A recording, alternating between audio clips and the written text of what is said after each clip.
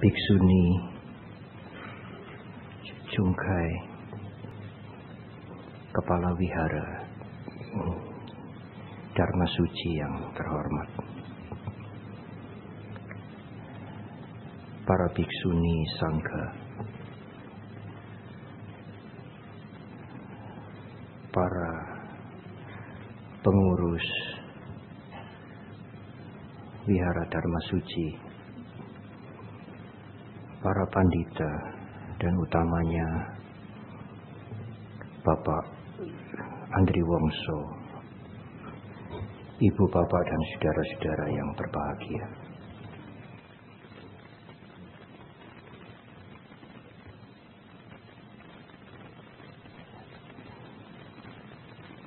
Pak Andri Wongso tadi mengatakan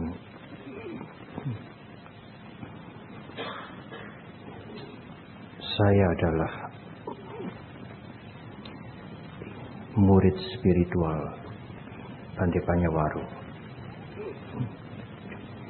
meskipun mungkin tidak diakui.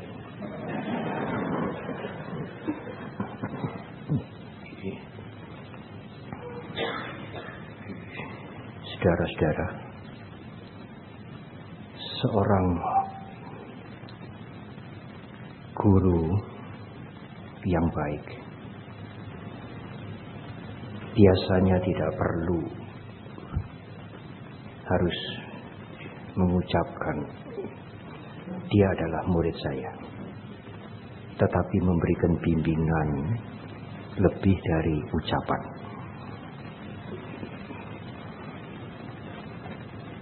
Ada peribahasa yang sering kita dengar, saya memang tidak sering bertemu dengan Pak Andri Wongso. Kalau misalnya bertemu, itu dalam kesempatan yang sangat istimewa, dalam seminar dan lain-lain. Jadi kalau sore hari ini bertemu juga kesempatan yang istimewa.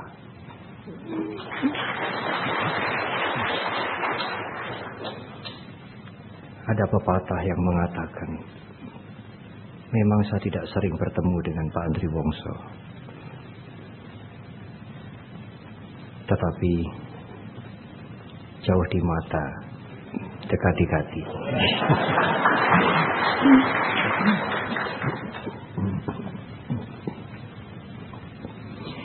Ibu, bapak, dan saudara, tema-tema bimbingan Dharma umumnya menyenangkan sehingga membuat menarik.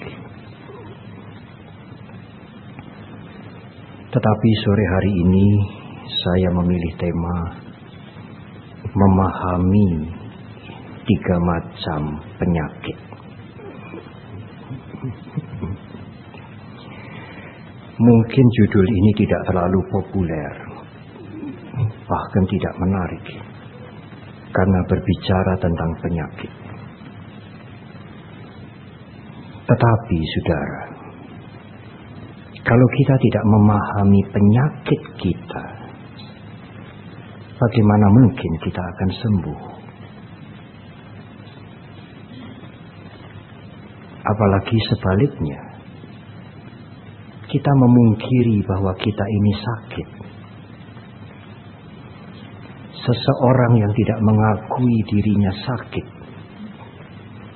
dia tidak mungkin ada usaha untuk menyembuhkan dirinya. Sebenarnya dia sakit, tetapi dia tidak menyadari kalau dia sakit.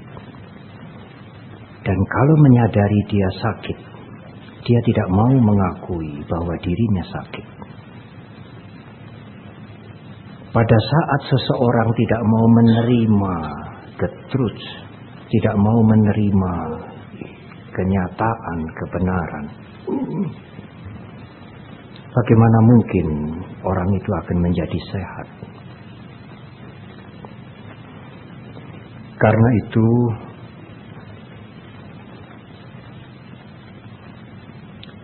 sentral ajaran guru agung kita.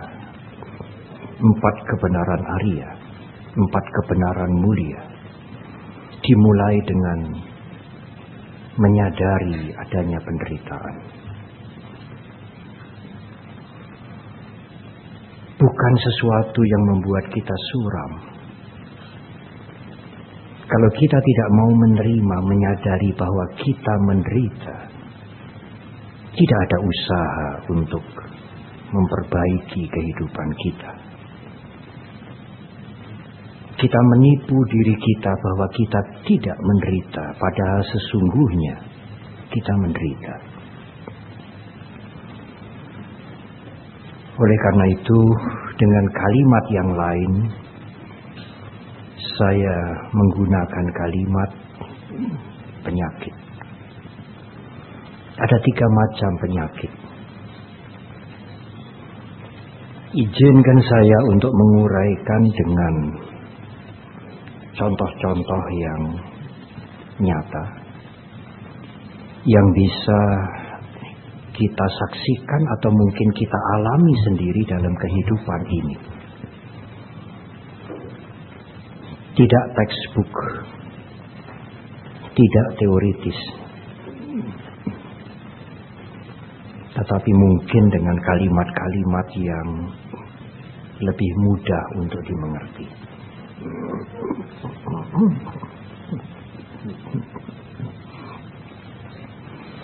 Guru agung kita mengatakan, laba, keuntungan yang terbesar adalah sehat. Arogya paramang laba. Parama itu the highest. Laba itu seperti dalam bahasa Indonesia, laba, untung. Keuntungan yang tertinggi bukan materi, bukan uang, tetapi sehat. Kalau saudara sehat, justru saudara tidak bisa menghargai sehat itu. Tetapi pada saat saudara sakit, perutnya sakit melilit-lilit, duduk tidak enak, berbaring tidak enak, miring tidak enak, berjalan sangat menderita, maka akan timbul pikiran, kapan ini sakit ini akan berakhir? Apalagi kalau berhari-hari. Alangkah bahagianya ya kalau kita ini sehat. Kesehatan menjadi sangat berharga pada saat kita sakit.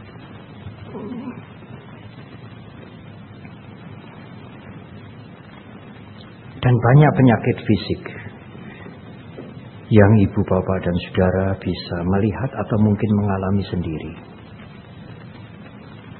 Dari sakit perut, sakit kepala, migrain, rematik, sampai gagal ginjal, persoalan jantung, kanker, dan lain-lain dan lain-lain.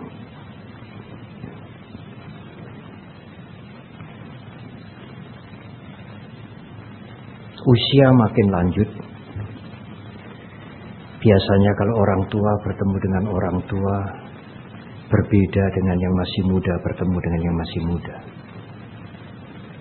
Kalau muda bertemu dengan muda yang dibicarakan rencana. Sekarang bagaimana? Saya buka perusahaan, saya buka usaha dan macam-macam. Tapi kalau orang tua bertemu dengan orang tua, gimana? Aduh, penyakit ini loh. Ya. Yang satu cerita rematik, yang satu cerita, aduh, capek lah sekarang. Ya. Saling memamerkan penyakitnya. Kalau yang masih muda memamerkan programnya, keberhasilannya. Kalau usia sudah lanjut, saling berebut untuk menceritakan penyakitnya. Tetapi ibu, bapak, dan saudara, saya akan menguraikan lebih lanjut. Tetapi yang dimaksud oleh guru agung kita, paramang laba, keuntungan tertinggi adalah sehat. Bukan hanya sehat fisik. Arogya adalah apa itu? Yang mengerti bahasa Pali dengan baik. Kata benda dari aroga. Roga artinya sakit. Aroga atau arogya artinya tanpa penyakit. Dengan kalimat yang lain, sehat.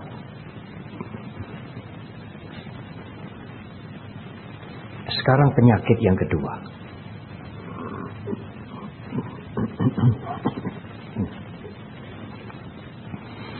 Suatu hari saudara bertemu dengan kenalan yang sudah lama tidak bertemu. Aduh, sudah lama tidak bertemu dengan kamu. Dari mana tadi? Aku lapar. Nah, kalau begitu, ayo kita makan.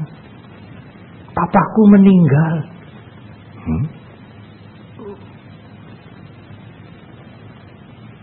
Papa meninggal kapan? Aku kepingin punya mobil.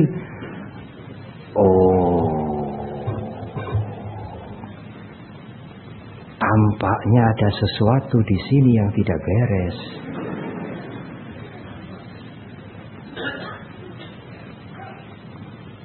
Loh, kamu ini bagaimana toh sekarang?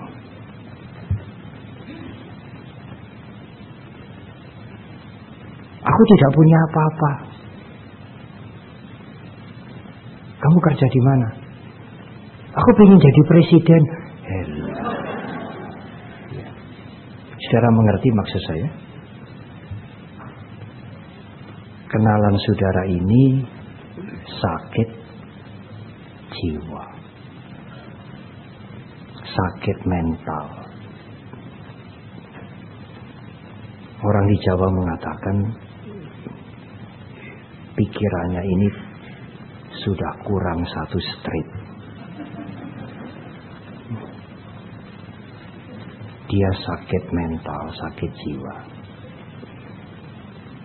Mungkin belum parah, tetapi mental yang sehat itu bisa berpikir berurutan. Sakit mental ini. Itu penyakit yang kedua. Sakit fisik tidak perlu diuraikan panjang lebar. Semua mengerti sakit fisik dan semua pernah mengalami sakit fisik.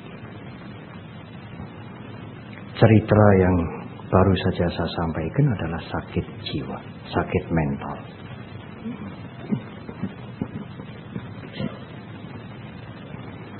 Ada dua penyakit sudah. Sakit yang ketiga apa, Bante? Sekarang sakit yang ketiga. Saya jarang tinggal di Jakarta. Kasus di Jakarta mungkin saya tidak begitu familiar, tidak begitu mengerti. Saya memberikan contoh kehidupan di kota kecil saja, di desa atau di kota-kota kecil.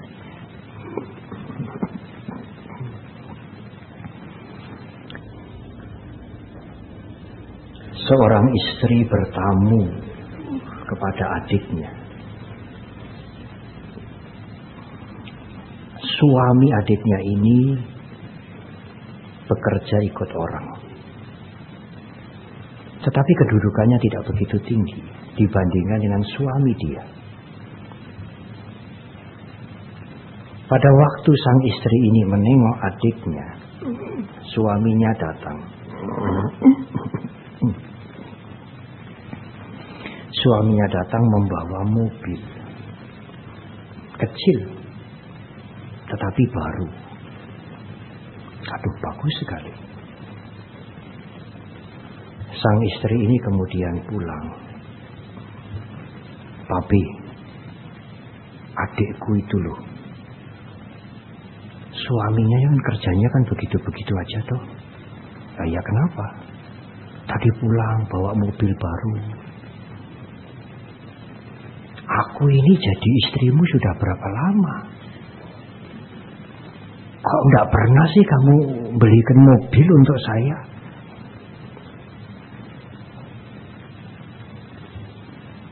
Suaminya lalu berpikir, iya ya, kasihan juga. Dia menjadi istri saya lebih lama dari adiknya, tapi saya tidak pernah memberikan mobil pada dia.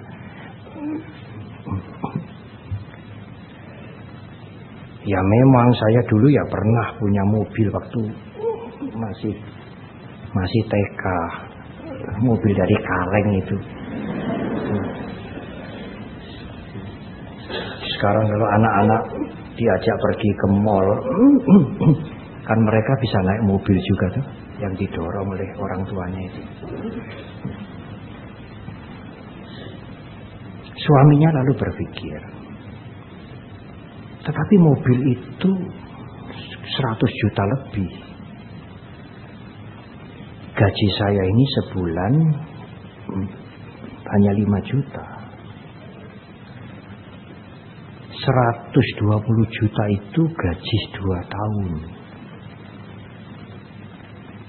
Apa 2 tahun itu tidak makan, tidak minum?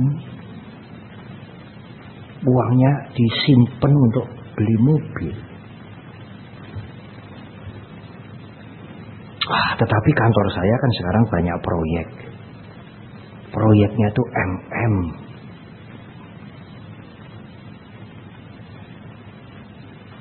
Saya kan belum pernah. Kalau sekarang baru mulai kan boleh. Belum pernah apa? Belum pernah korupsi. Kalau sekarang baru mulai, pertama kali kan tidak apa toh. Dia kemudian memutar otaknya untuk korupsi.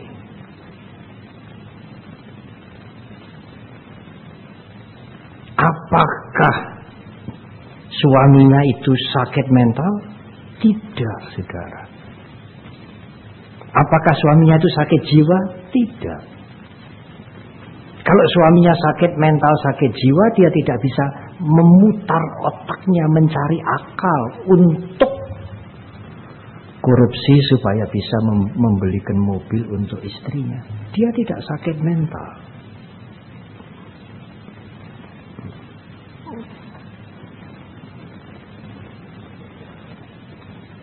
Ada cerita yang lain supaya jelas. Sang istri pergi ke kondangan perkawinan salah satu keluarganya. Dia bertemu dengan kenalannya yang sudah lama. Aduh, sudah lama tidak ketemu. Dan kenalannya ini memakai gelang. Gelangnya tidak 1, 3. Jadi kalau jalan itu krombyong, krombyong, krombyong gitu ya. Dia pulang, B, kenalanku itu loh. Kenapa? Sudah lama saya tidak ketemu. Gelangnya itu B, krombyong, krombyong, krombyong. Ya. Biasanya kan ibu-ibu kalau kemana-mana kan bawa tas kecil loh. Ini dia tidak bawa tas loh, supaya jalannya krombyong, krombyong.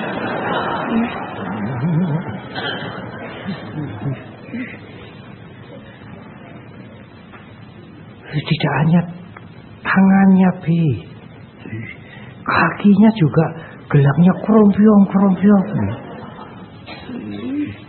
Suaminya berpikir, apa kenalan kamu ini sudah jadi pemain lenong apa? Sampai kakinya krombyong, krombyong. Suaminya tidak seberapa lebih penghasilannya. Pangkatmu itu lebih tinggi. Aku ini menjadi istrimu ini berapa tahun. Kamu tidak pernah belikan gelang untuk saya. Paling gelang karet. Ibu, bapak, dan saudara. Apakah sang istri itu sakit jiwa? Sakit mental? Tidak. Orang yang sakit mental, sakit jiwa tidak bisa membandingkan orang lain dengan dirinya. Tidak bisa protes pada suaminya. Tidak bisa membandingkan suami kenalannya dengan suaminya dia. Orang sakit jiwa tidak bisa membandingkan begitu. Sang istri sakit jiwa tidak. Sang istri sakit mental tidak. Saudara mengatakan dia waras, waras. Dia bisa berpikir. Dia kepingin gelang. Dan suaminya berpikir, benar juga ya. Saya belum pernah memberikan gelang dia. Kalau gelang karet sih dia bisa cari sendirilah. Kemudian suaminya mencari akal untuk mencuri. Orang sakit jiwa tidak bisa mempunyai akal untuk mencuri yang kira-kira tidak sampai ketahuan. Kalau orang tidak waras ya dia ambil gitu aja. Orang sakit mental ya dia mau diambil. Tidak bisa mempunyai akal.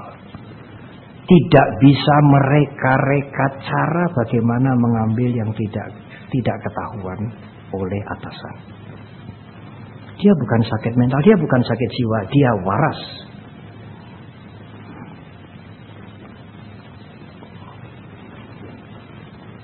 Tetapi menurut guru agung kita, Bante, contohnya yang buruk-buruk kok perempuan terus.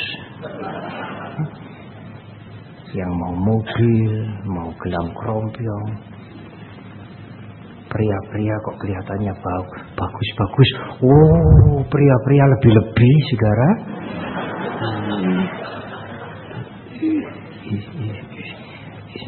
Anaknya bagus-bagus, pandai-pandai. Istrinya setia, cari lagi. Oh, itu lebih-lebih lagi itu. Lebih buruk dari yang cerita yang tadi. Dan dia bisa menyimpan dengan baik, berpura-pura. Mungkin bertahun-tahun istrinya tidak tahu.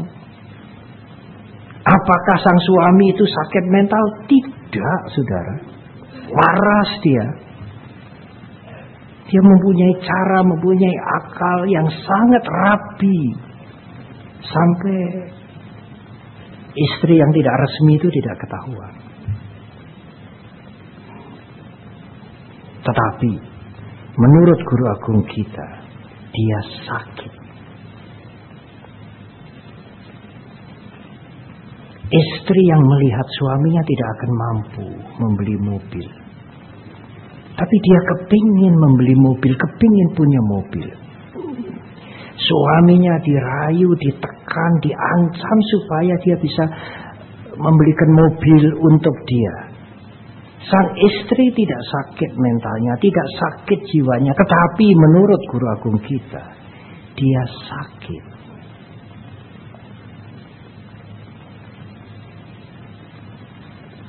Sang suami yang memang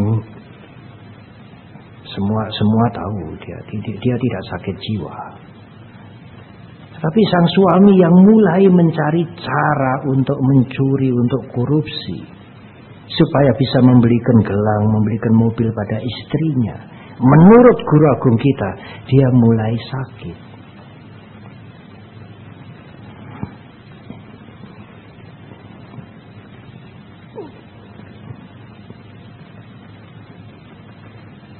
Apakah dia stres, Bante?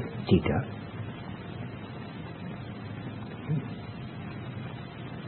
Kalau misalnya di dalam ceramah ini saya sebut-sebut nama Pak Edison, senang dia. Contoh Pak Edison. Lalu yang lain, saya juga aktif Saya lebih aktif dari Pak Edison. Tapi Bante kalau ceramah itu tidak pernah memperhatikan saya, apalagi menyebut nama saya. Kagak pernah lah, yang disebutin nama Pak Edison terus. Teman Pak Edison yang saya tidak pernah sebut namanya itu mulai tidak senang. Saya kok nggak pernah disebut Bante. Dia mulai sakit, saudara. Sakit mental tidak, sakit jiwa tidak, tetapi menurut guru agung kita, dia mulai sakit. Nah, Pak Edison yang sering saya sebut, contoh Pak Edison ya, mohon maaf. Pak Edison yang sering saya sebut, senang sekali beliau. Berbunga-bunga. Iya. Dia juga mulai sakit.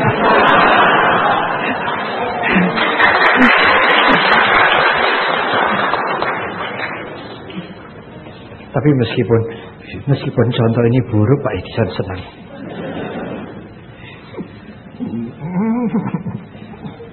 Nah, Ibu Bapak dan Saudara, sakit yang ketiga ini serius. Guru-guru meditasi memberikan nama sakit yang ketiga ini sakit spiritual.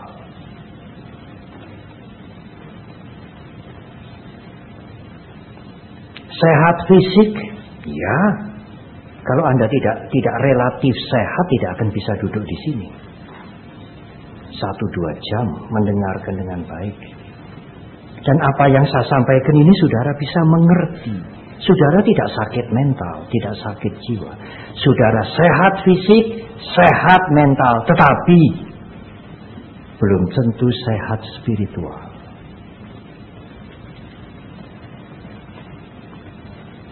Namanya tidak disebut saja tidak senang, mulai sakit. Ya kalau namanya disebut, namanya disebut, wah, salah tingkah, ya, sakit juga. Sakit spiritual sulit. Sakit spiritual tidak gampang dideteksi. Meskipun seseorang sudah mulai sakit spiritual. Sakit fisik bisa dideteksi. Sakit mental lebih gampang mendeteksinya. Kita tidak sakit fisik, sehat mental, tetapi belum tentu kita sehat spiritual.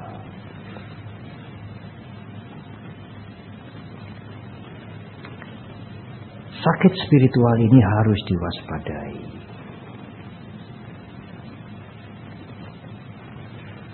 Karena sakit spiritual ini bisa berhubungan dengan penyakit yang kedua dan yang pertama. Kalau keinginan tidak tercapai, kalau keinginan terhalang, mentalnya juga bisa terganggu. Berpikiran negatif, tidak tenang, was-was, jiwanya merasa tertekan terus. Itulah stres, dan stres menjadi berat sekali. Stres yang berat sekali tidak hanya sakit jiwanya, tetapi kemudian menjadi kelainan jiwa. Dan jiwa yang mulai tidak tenang, tidak tentram akan membawa sakit fisik. Penyakit-penyakit fisik yang timbul, yang diakibatkan oleh gangguan mental sekarang menjadi sangat banyak. Dalam dunia kedokteran, dunia psikologi sering dikatakan psikosomatik. Karena mentalnya labil, maka fisiknya terpengaruh.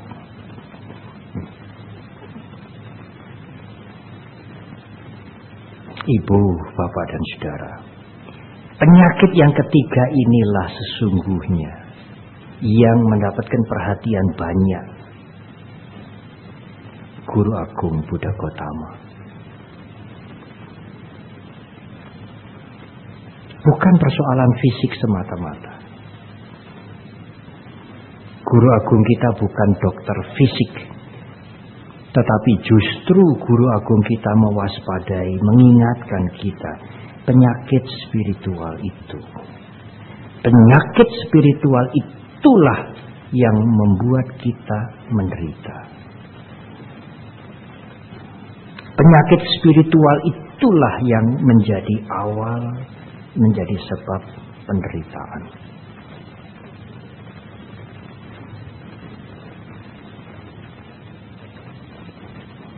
Loh Bante, apa tidak boleh umat Buddha punya keinginan? Ingin punya mobil, rumah lebih baik. B, tetangga itu televisinya besar. Wah, bagus sekali itu. Kalau kamu belikan televisi besar kayak tetangga itu, aku akan kerasan di rumah. Aku tidak akan keluyuran kemana-mana.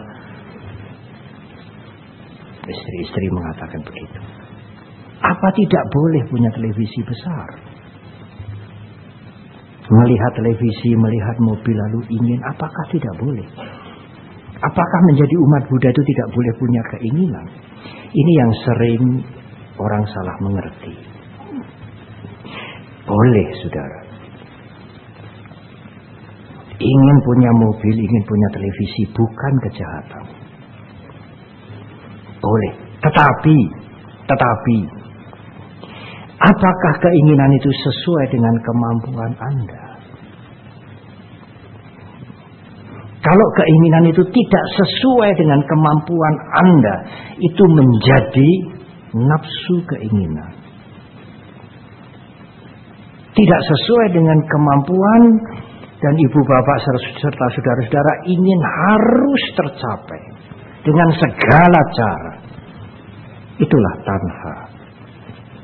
Keinginan yang sudah menjadi nafsu, bukan keinginan yang wajar. Keinginan yang menjadi nafsu inilah sebab penderitaan. Keserakahan muncul di situ, berkobar-kobar, gemuruh. Kalau terhalang, marah dia, timbul kebencian, kemarahan. Siapa yang menghalangi harus dihancurkan. Itulah sebab penderitaan.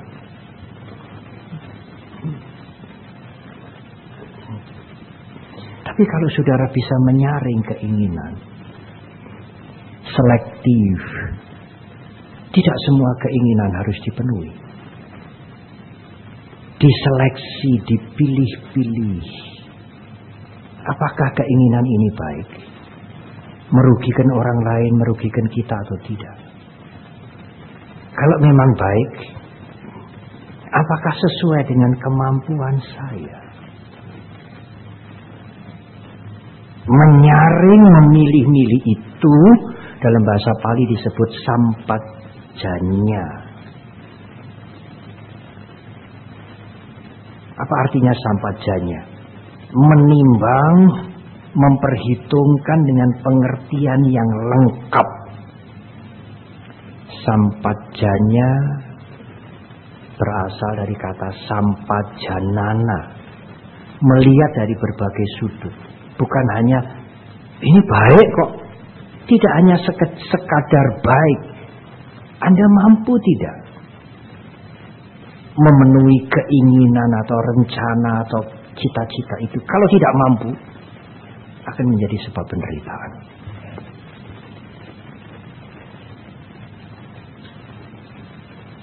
Andai televisi besar kredit kan bisa toh, tidak usah cashnya. Televisi besar kredit supaya istrinya tidak keluar-luar terus. Katanya kalau dibelikan televisi besar nanti akan kerasan di rumah. Ya tidak bertetangga terus. Tetapi motor juga perlu. Di Jakarta kalau tidak punya motor, kemana-mana harus kendaraan umum berapi. Kredit motor. Tetapi kalau musim hujan, motor tidak nyaman. Kalau punya roda 4, aduh lebih nyaman. Meskipun kecil, kredit mobil. Tapi televisi besar itu tidak bisa mengakses internet. Anaknya butuh komputer, kredit komputer. Kredit televisi, kredit motor, kredit mobil, kredit komputer. Tidak ada yang lunas, saudara. Nanti semuanya disita semua. Karena keinginan itu tidak sesuai dengan kemampuan dirinya. Kalau disita semua bagaimana? Itulah penderitaan. Keinginan itulah sebab penderitaan. Tidak usah dicocokkan dengan suta nomor sekian, ayat nomor sekian. Anda bisa mencocokkan dalam kehidupan Anda masing-masing. Benar tidak kalau keinginan itu sebab penderitaan? Awal penderitaan.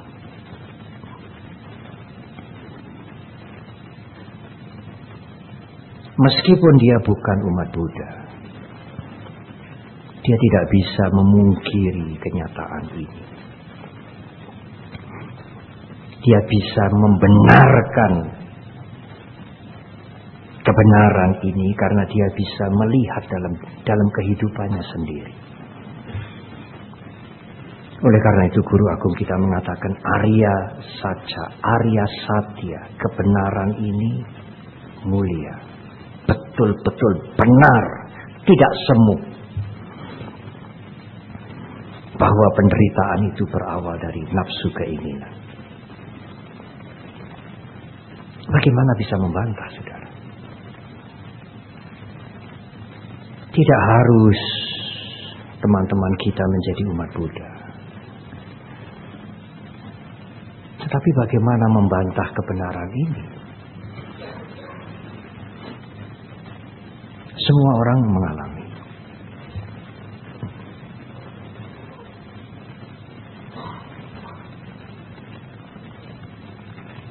Lalu bagaimana caranya sekarang untuk mengurangi penderitaan, untuk menyembuhkan penyakit yang nomor 3 ini? Arogya Paramanglaba. Sebenarnya Paramanglaba, keuntungan yang tertinggi itu adalah bebas dari penderitaan. Bukan sekadar sehat jasmani, bukan. Apakah kita bisa mempertahankan jasmani kita ini sehat untuk selamanya, saudara? Tidak mungkin. Siapakah orang yang tidak pernah sakit? Tidak ada. Sakit diobati sembuh, sakit diobati sembuh, sampai akhirnya tidak bisa diobati, kematian. Siapakah yang bisa menghindari kematian? Di dunia ini belum pernah ada orang yang tidak mati. Belum pernah ada. Dulu, sekarang, dan saya yakin kemudian. Siapa yang bisa membantah kebenaran ini?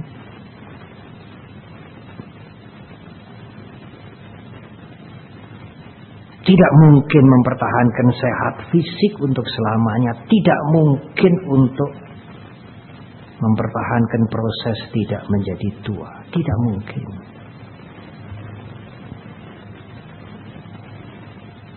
Di sini keriput-keriput gitu ya. Biar saja sekarang. Enggak usah dikencang-kencangkan, tidak usah. Karena orang bijak, orang arif bijaksana itu berkeriput-keriput.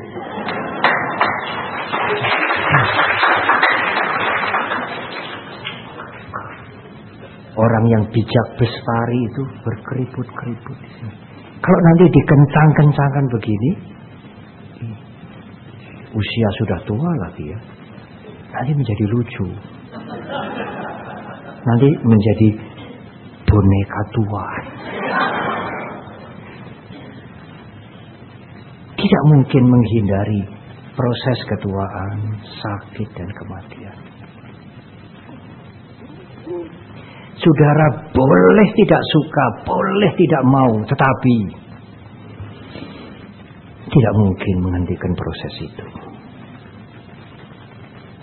Itu hukum alam. Oleh karena itu guru agung kita yang beliau maksudkan dengan arogia paramanglaba, keuntungan yang tertinggi, the highest, yang tertinggi dari keuntungan adalah sehat. Bukan sekadar sehat fisik, tetapi sehat spiritual. Karena penyakit spiritual itulah sebab penderitaan.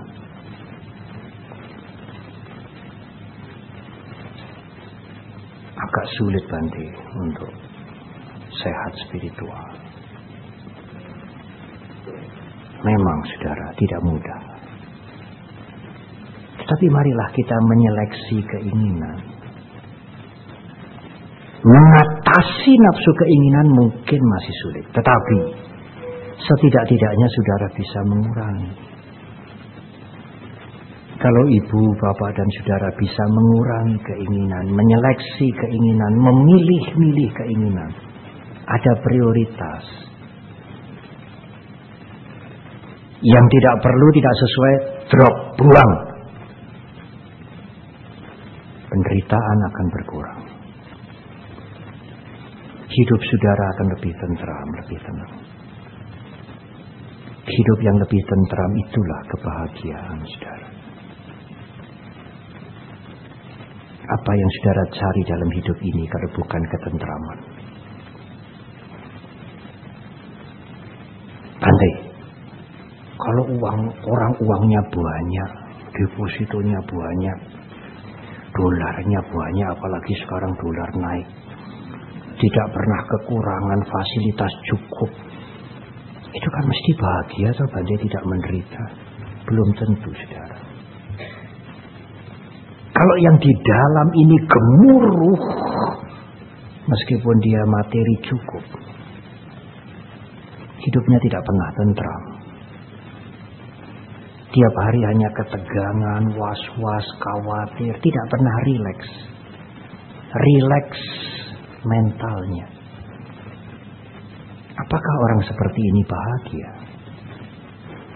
Khawatir, was-was, takut, was-was, khawatir. Ketegangan, kemarahan, kebencian, kejengkelan. Meskipun materinya tidak kekurangan. Apa bahagianya hidup seperti ini? Kalau materi hanya sedikit Bante, hidup sedang-sedang, apalagi miskin, itu kan sangat menderita kan Bante. Iya. Kalau yang untuk dipakai, mengganti pakaian untuk makan tidak, sehari-hari tidak bisa, ya memang menderita. Tapi kalau hidup sedang-sedang, makanan cukup, pakaian cukup, tidak harus menderita. Tetapi kalau keinginannya itu bergemuruh, dia juga menderita. Yang hidupnya sedang-sedang yang menderita, yang kaya raya juga menderita. Karena penderitaan itu tidak tergantung yang di luar ini, saudara. Menderita atau tidak itu tergantung yang di dalam ini. Karena yang merasakan penderitaan atau kebahagiaan itu yang di dalam ini, bukan yang di luar ini. Ya, kalau yang di dalam gemuruh terus ya, mendidih, bagaimana bisa tentram, bisa bahagia? Tapi kalau yang di dalam mulai tenang, Anda akan mulai tentram, Anda akan mulai bahagia. Bukankah itu yang kita cari dalam kehidupan ini? Meskipun kita belum bebas dari penderitaan secara sempurna, kita lebih sehat spiritual, saudara. Dan sehat spiritual itu tidak pernah menjadi tua. Sampai pada saat kita akan meninggal, sehat spiritual itu sangat berharga. Karena tidak mungkin mempertahankan sehat fisik untuk selama-lamanya. Tidak mungkin.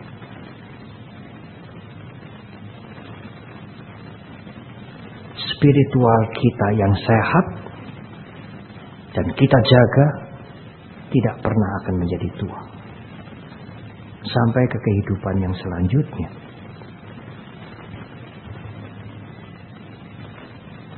Lalu bagaimana Bante menyeleksi keinginan ini? Tampaknya sih gampang Bante. Kalau keinginan tidak sesuai dengan kemampuan ya buang sajalah. Tetapi keinginan tidak mudah dibuang begitu.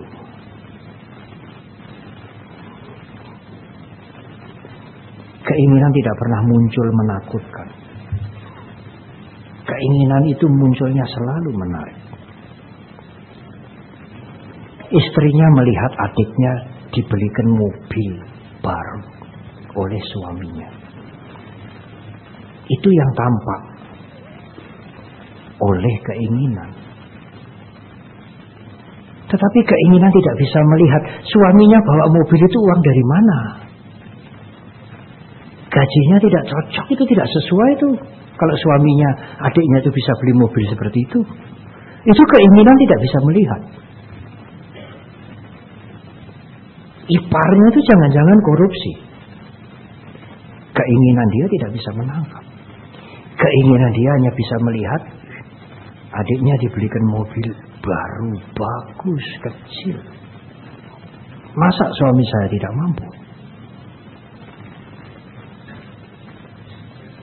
Temannya memakai gelang keroncong-keroncong, itu dari mana uangnya?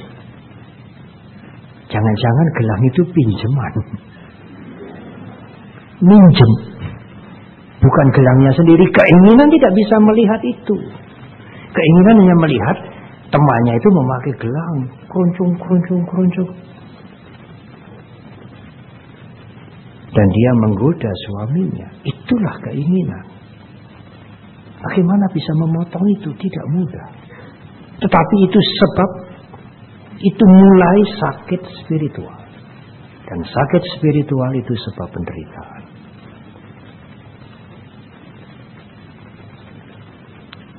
Apa yang sulit belajar agama Buddha sekarang? Yang saya sampaikan inilah ajaran guru agung kita. Lengkap. Apanya yang sulit belajar Dhamma?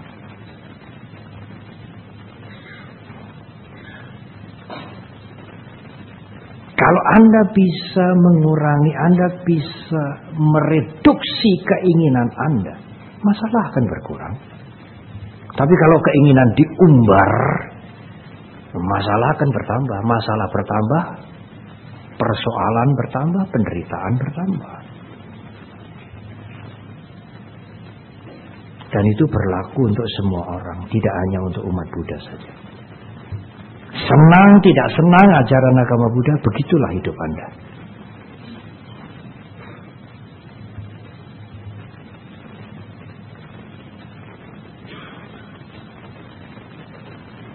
Lalu suaminya berpikir, iya ya, saya bekerja ini sudah 25 tahun. Sejak umur 25, sekarang umur 50. Saya kan belum pernah sekalipun. Kalau ini saya mau ambil sedikit, itu kan baru pertama kali. Kan boleh toh. Itulah keinginan. Ibu bapak dan saudara. Lihai sekali, pintar sekali ya. Cerdik, cunning. Dia membujuk. 25 tahun mulai bekerja, sekarang sudah 50. Sekalipun belum pernah korupsi. Kalau sekarang pertama kali kan boleh toh. Apalagi kan tidak banyak toh. Kan bukan untuk saya, atau untuk siapa? Untuk istri saya. Itulah keinginan. Dia membujuk, pintar sekali, cerdik sekali. Dan kita tidak sadar dibujuk oleh keinginan itu.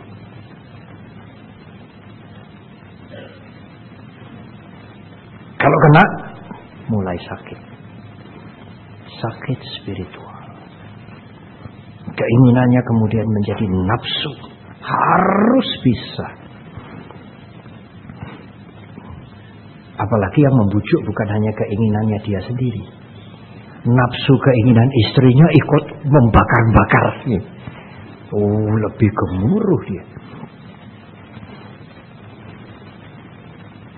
B. Kapan itu mulai kredit mobil itu kapan?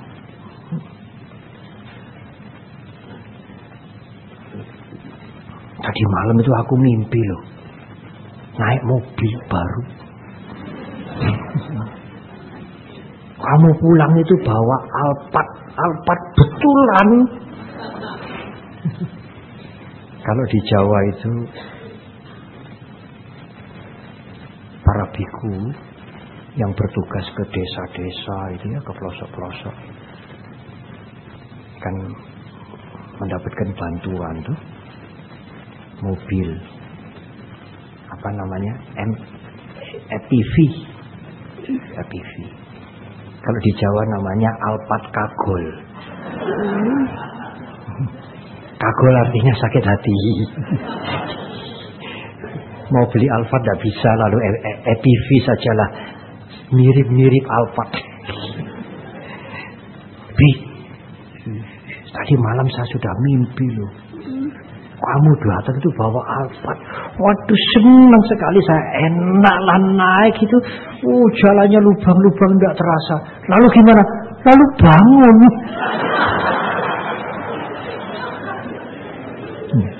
Ibu, bapak dan saudara, keinginan yang begitu kuat menjadi nafsu keinginan itu muncul di dalam mimpi. Sampai muncul di dalam mimpi. Saking kuatnya itu nafsu keinginan. Guru Agung kita mengatakan itulah sebab penderitaan dalam kehidupan ini. Tidak ada lain. Penderitaan bukan hukuman, bukan kutukan dari atas langit sana. Penderitaan, masalah-masalah bukan hukuman, bukan kutukan dari Tuhan, dari Brahma, bukan. Nafsu keinginan itulah sebab penderitaan. Kalau Anda ingin mengurangi penderitaan, nafsu itu harus dikurangi. Keinginan itu harus diseleksi. Tidak ada jalan lain. Sekarang bagaimana Bante menghadapi nafsu keinginan itu yang tidak mudah untuk dikurangi?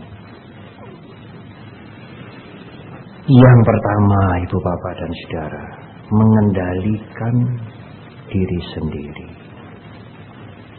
Mengendalikan ucapan, mengendalikan perbuatan. Tidak ada jalan lain. Kalau saudara mau membunuh, ya membunuh seenaknya, mengambil barang orang seenaknya, selingkuh seenaknya, saudara akan menambah penderitaan. Nafsu keinginan semakin berkobar-kobar. Mengendalikan diri sendiri.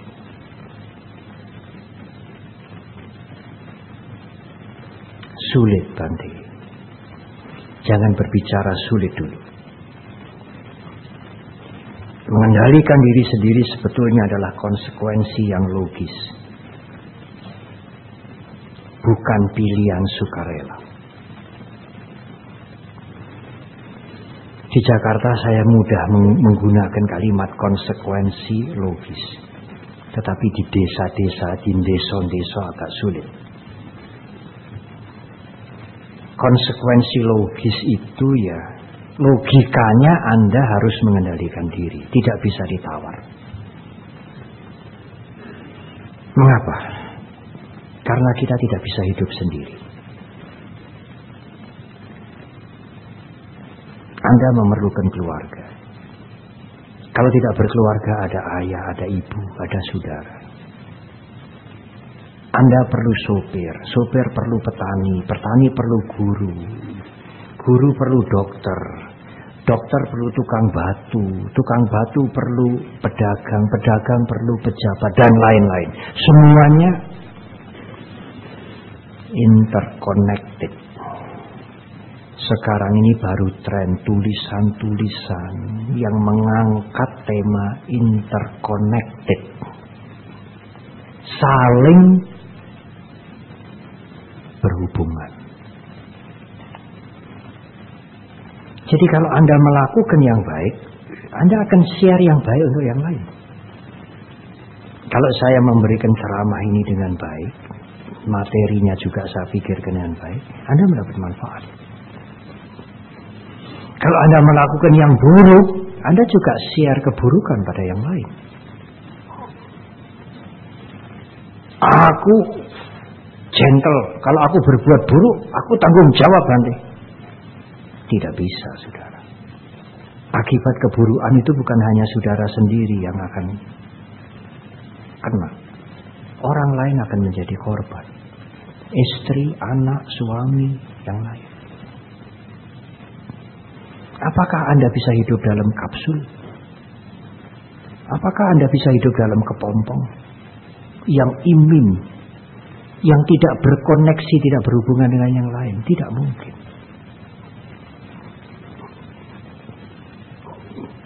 Ada air 1 gelas di depan saya ini. Saya tidak bisa menyediakan air ini sendiri. Siapa yang membawa air ini? Saya tidak akan sebut nama Pak Edison lagi. Hasan misalnya ya. Ini jasanya Hasan. Tetapi apakah hanya Hasan yang berjasa membawa air ini yang bisa saya minum? Siapa yang membuat air itu? Hasan kan hanya menuangkan di gelas ini. Berapa banyak orang yang membuat air itu layak diminum? Apalagi yang membuat gelasnya ini. Kalau ada airnya tidak ada gelasnya, apa ditaruh di tangan begini? Nanti gelasnya ini kan dibuat oleh banyak orang di pabrik. Oh ya, berapa banyak orang yang terlibat dalam membuat gelas ini untuk menampung air ini sehingga saya layak meminum. Saya dibantu oleh berapa banyak orang. Bangke, mesin yang untuk membuat gelas ini, kan bukan pekerjaan tangan kan? Ini ada mesinnya, iya. Nah yang membuat mesin itu berarti lebih banyak lagi, saudara. Yang membuat mesin untuk membuat gelas ini lebih banyak lagi. Saya kemari juga tidak jalan kaki, naik pesawat. Ada pilotnya, ada stewardessnya, ada yang mengoperasikan pesawat. Berapa banyak orang yang membantu saya. Lah yang membuat pesawat, Bante, lebih banyak lagi yang membuat pesawat. Kalau tidak ada yang membuat pesawat, ya tidak ada pesawat yang terbentuk. Kalau tidak ada yang mengoperasikan pesawat, meskipun kami punya uang, kami tidak bisa naik pesawat. Kalau pilot-pilot mogok semua, bagaimana? Saya harus naik kereta api, harus naik bis. Kita didukung oleh banyak jasa dari banyak orang. Oleh karena itu, tidak ada pilihan lain untuk mengendalikan diri kita, supaya kita tidak mencelakai yang lain, tidak membuat yang lain menderita. Kita dibantu ya oleh banyak orang. Mengapa kita membuat orang lain menderita? Konsekuensi yang logis, karena kita hidup di masyarakat.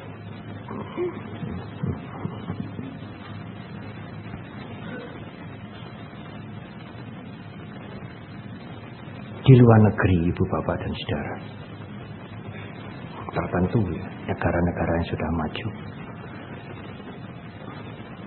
kalau Anda keluar rumah, itu Anda harus berpikir, saya ini hidup di tengah-tengah orang banyak. Saya harus berperilaku yang tidak menyulitkan orang banyak. Begitu Anda keluar rumah. Kita di sini banyak menuntut. Pemerintah biarkan jalan bolong-bolong, traffic light mati, polisi tidak menjalankan tugasnya dengan benar. Apakah Anda pernah bertanya pada diri Anda sendiri, saya sudah benar belum di masyarakat di jalanan itu? Nah, nanti naik kereta api atau naik pesawat, sudah naik kursi-kursi, lorongnya itu kecil. Begitu Anda naik, ketemu kenalan yang sudah duduk. Oh, kamu mau pergi juga ke Jakarta? Oh iya, bagaimana anakmu sekarang? Sudah lama kita tidak ketemu ya. Oh iya, bagaimana kamu ada di mana sekarang? Enaknya dia ngobrol. Yang menunggu di belakang kita banyak sekali sampai ke bawah. Mereka tidak bisa jalan karena kita ngobrol. Dan kita tidak aware, kita tidak sadar bahwa kita menyulitkan orang-orang yang ngantri di belakang. Tidak ada niat menyulitkan orang lain, tetapi sembrono. Kita tidak menyadari bahwa kita hidup di masyarakat. Apakah kita tidak menyulitkan mereka? Nanti orang yang di belakang kita, Pak, maaf Pak, yang ngantri di belakang banyak. Nanti dulu toh. Dia tidak merasa bersalah. Malah tidak senang diperingatkan seperti itu. Nanti kalau kita tidak dikeluar ya, kita di rumah kita sendiri bagaimana? Anda tidak bisa hidup sendiri. Di rumah ada istri, ada anak, ada pembantu. Mau tidak mau kita harus mengendalikan diri, tidak menyulitkan mereka. Ada yang kelewat cerdik, pandai. Kalau kita satu hari tutup kamar, tidak kontak dengan yang lain, kan kita tidak menyulitkan yang lain, toh pandai. Tutup kamar, kunci, tidak kontak dengan yang lain. Hari ini saya tidak mau menyulitkan yang lain. Belum tentu. Istrinya gedor-gedor, anaknya gedor-gedor, pipi, papa, keluar makan, diam saja. SMS tidak dijawab, telepon tidak nyambung. Mereka gelisah toh. Kenapa? Ayah dari pagi tidak keluar, tidak mau makan. Jangan-jangan kolaps, jangan-jangan sudah mati. Bersembunyi di dalam kamar, dikunci sendirian juga akan menimbulkan dampak yang buruk kepada orang lain. Kalau saudara ingin mengurangi nafsu keinginan saudara, cara yang paling mudah adalah mengendalikan perilaku saudara. Mari kita mengendalikan perilaku kita sendiri, ucapan kita, perbuatan kita. Tidak merugikan yang lain. Tetapi tujuan guru agung kita bukan hanya tidak merugikan orang lain. Itu konsekuensi yang logis. Kalau kita tidak mengendalikan diri, kita merugikan orang lain. Dilihat dari segi sosiologis. Tetapi dari segi spiritual, kalau kita mengendalikan diri kita, nafsu keinginan itu berkurang. Sakit spiritual itu mulai sembuh. Itulah ke dalam. Kalau yang saya uraikan tadi, konsekuensi logis itu dampak keluar. Secara sosiologis begitulah kalau Anda tidak mau mengendalikan perilaku Anda. Tetapi guru agung kita lebih menekankan kepada bagaimana menyembuhkan penyakit spiritual dengan mengendalikan diri. Karena dengan mengendalikan diri, mau tidak mau, keinginan itu harus dikurangi. Kalau Anda tidak mengurangi keinginan, perilaku Anda akan merugikan yang lain. Yang kedua, yang pertama mengendalikan diri. Yang kedua, membersihkan pikiran. Membersihkan mental. Dengan meditasi. Kalau boleh saya memberikan komentar, membersihkan mental, membersihkan pikiran, meditasi, itu juga konsekuensi logis. Bukan pilihan sukarela. Mengapa? Karena semua ucapan, semua perbuatan, semua keinginan, semua rencana, semuanya berasal dari pikiran kita. Anda bisa mengendalikan ucapan, mengendalikan perbuatan. Tapi kalau pikiran tidak dikendalikan, dibiarkan, tidak akan pernah berhasil. Mengendalikan ucapan, mengendalikan perbuatan, begitu lagi, melanggar lagi, begitu lagi, melanggar lagi. Saya ini kok sulit ya Bante mengendalikan diri sendiri. Ya memang sulit. Karena sumbernya dibiarkan. Sumbernya mana? Sumbernya pikiran itulah. Semua keinginan, rencana dari yang paling kecil sampai yang kompleks datangnya dari pikiran. Sore ini hari Minggu tanggal 15 mulai jam 5 ada pejangan Dharma di Dharma Suci. Oh, saya mau ikut. Itu muncul di pikiran dulu. Anda bisa duduk di sini dimulai dari pikiran Anda dulu. Lalu sudah hari Minggu. Oh, ini sudah hari Minggu. Oh, ini sudah jam 4. Wah, harus siap-siap pergi. Tiba-tiba tidak mungkin. Kan orang bisa Bante berbuat spontan. Iya. Tapi spontan itu pun didahului oleh pikiran. Meskipun cepat. Ingin apa saja. Ingin mengganti pekerjaan, ingin yang baik, ingin yang buruk, ingin apapun. Muncul dari pikiran. Kalau bukan dari pikiran, dari mana saudara? Bisakah orang lain memberikan jawaban pada saya? Kalau bukan dari pikiran, dari mana? Tidak ada jawaban lain.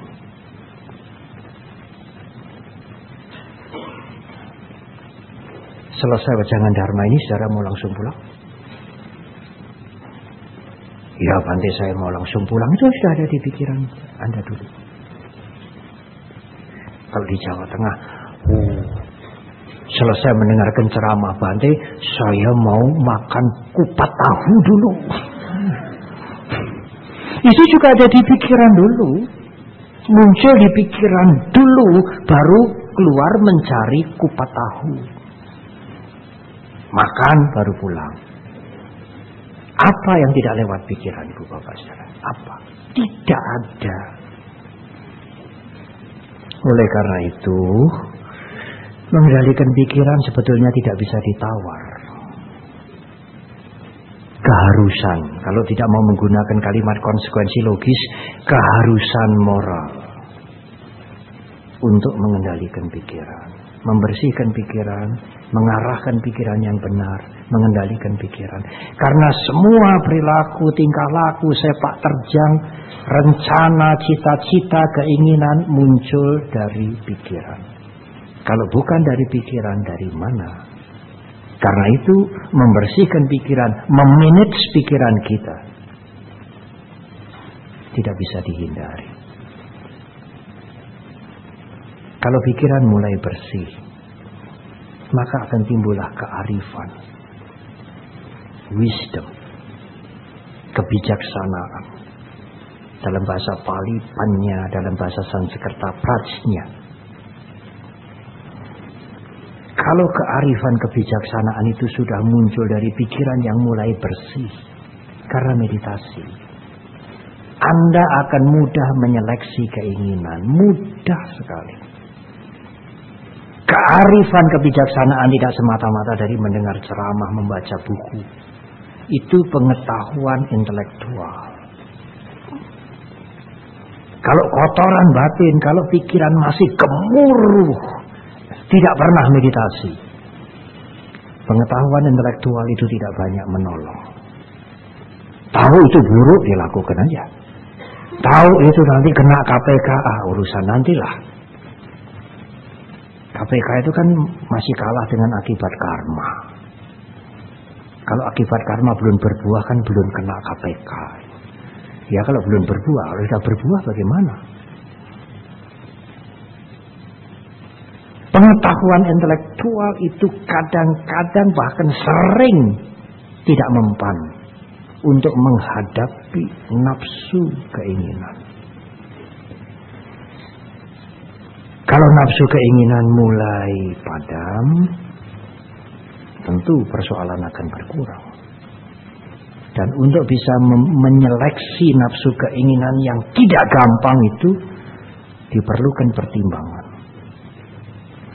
Pertimbangan dengan wisdom, dengan panya, dengan prajna yang berasal utamanya dari mental yang mulai bersih dengan meditasi.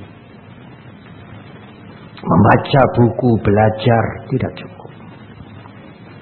Kalau belajar dharma hanya secara intelektual, lulusan STAB itu mungkin lebih pintar dari kita yang duduk di sini. Sekolah tinggi agama Buddha itu. Apalagi mungkin tidak hanya S1, sudah master ya. Dia mengerti dharma bagus sekali, lebih bagus dari kita. Tapi itu pengetahuan intelektual. Tripitaka mungkin sudah dibaca semua, tapi itu intelektual. Tidak ada usaha membersihkan batin dengan meditasi, pengetahuan itu tidak banyak bermanfaat. Kalah dengan nafsu keinginan. Apalagi pengetahuan itu abstrak. Nafsu keinginan itu lihai sekali, pintar sekali. Cari alasan itu pintar sekali.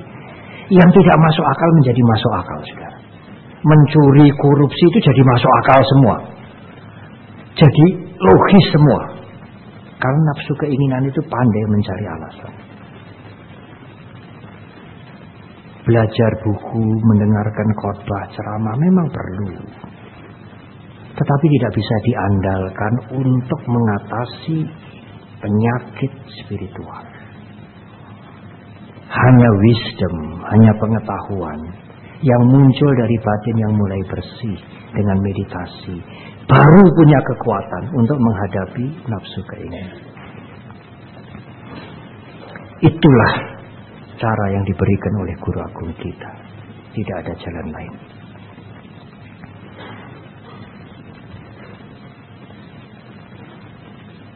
Ibu, bapak, dan saudara, inilah dharma. Inilah jalan untuk mengatasi penderitaan, persoalan, masalah, dan segala macam kehidupan ini yang sudah diberikan oleh guru agung kita. Tidak ada lain. Apanya yang sulit, saudara? Apanya yang sulit untuk memahami? Marilah kita latihan. Sonder latihan tanpa latihan. Jangan harap kita akan sembuh. Fisik kita boleh sehat, tapi sehat itu pun sementara. Apakah kita tidak akan sakit? Mental jiwa kita bisa sehat. Kalau mental Anda tidak sehat, Anda sudah diusir dari ruangan ini. Suruh pergi, suruh di luar. Bicara seenaknya, nari-nari seenaknya. Tetapi yang lebih penting dari itu semua adalah spiritual kita yang sehat. Spiritual yang tidak sehat itulah sumber penderitaan.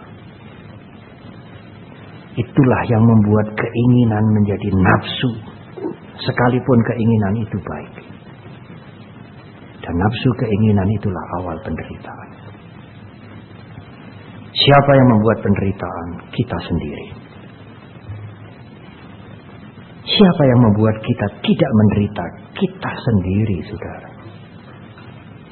Dan guru agung kita sudah memberikan cara bagaimana mengatasi penyakit spiritual itu.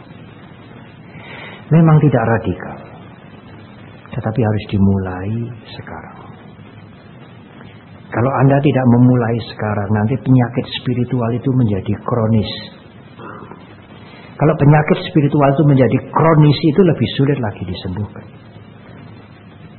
Seperti sakit-sakit fisik yang tidak bisa disembuhkan, kronis ya, sulit disembuhkan. Demikian juga sakit spiritual kita. Kita harus mulai sekarang. Memang nafsu keinginan kita belum sempurna kita atasi, tetapi paling tidak kita mengurangi. Nafsu keinginan makin berkurang. Selektif. Mempunyai keinginan tetapi diseleksi, ditimbang dulu dengan benar. Nafsu keinginan yang berdasarkan panya, berdasarkan wisdom, tidak akan membawa penderitaan. Tetapi nafsu keinginan yang menjadi nafsu karena ada keserakahan, ada kebencian, akan menjadi penderitaan. Dan mari kita memulai mengatasi diri kita sendiri dengan mengendalikan perilaku, mengendalikan pikiran kita dengan meditasi, sehingga muncul kearifan, sehingga bisa menyeleksi keinginan kita, mengurangi penderitaan.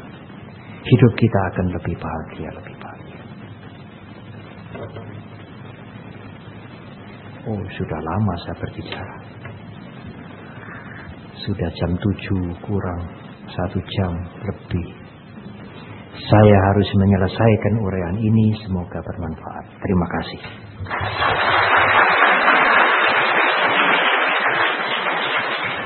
Terima kasih Yang Mulia Bante Panyawaro. Selanjutnya kita memasuki sesi tanya jawab. Nanti bagi bapak-bapak, ibu-ibu yang kalau bertanya secara langsung mungkin masih ragu-ragu, bisa menulis di kertas yang disediakan panitia, silakan disiapkan.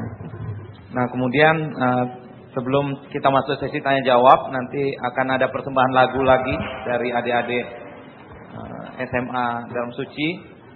Kemudian ada beberapa poin yang bisa saya catat di sini mengenai 3 penyakit ini. Ternyata 3 penyakit yang dimaksud Bante di sini adalah penyakit fisik yang sudah sama-sama kita ketahui, dan juga kita tahu di mana kemana kita harus menyembuhkan. Kita tinggal datang ke dokter. Kemudian yang kedua, penyakit mental, kita juga sudah tahu tempatnya walaupun kita belum pernah periksa juga. Kalau di Jakarta ada di Grogol itu, kalau mungkin mau periksa kita sakit mental atau enggak. Dan kemudian yang ketiga, ini yang paling penting karena apa yang disebut sebagai penyakit spiritual. Kemana kita harus mencari dokternya?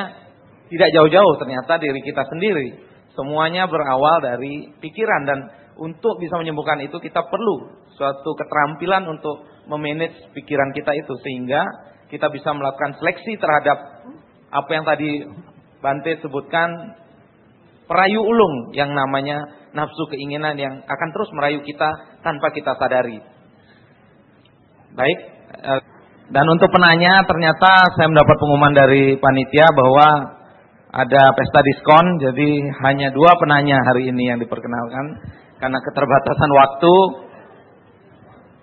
Baik, silakan dari ibu yang berbaju coklat. Kemudian saya ada pegang 1 pertanyaan di sini.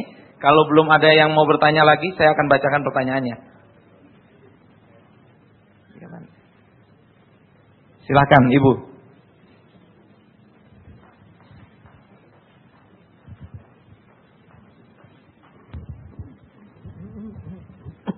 Namo Buddhaya, Bante Panya. Namo Buddhaya untuk yang lain juga. Rasanya karma saya cukup baik ya, bisa menjadi penanya pertama ya untuk Bante. Silahkan. Bante, saya mau bertanya ya. Agak sedikit keluar dari jalur yang tadi Bante, karena yang tadi saya pikir sudah paparannya sudah cukup dalam dan jelas sekali. Bagaimana, pertanyaan saya adalah bagaimana pandangan dan pandangan pengertian Tuhan Yang Maha Esa dalam ajaran agama Buddha? Itu saja. Terima kasih.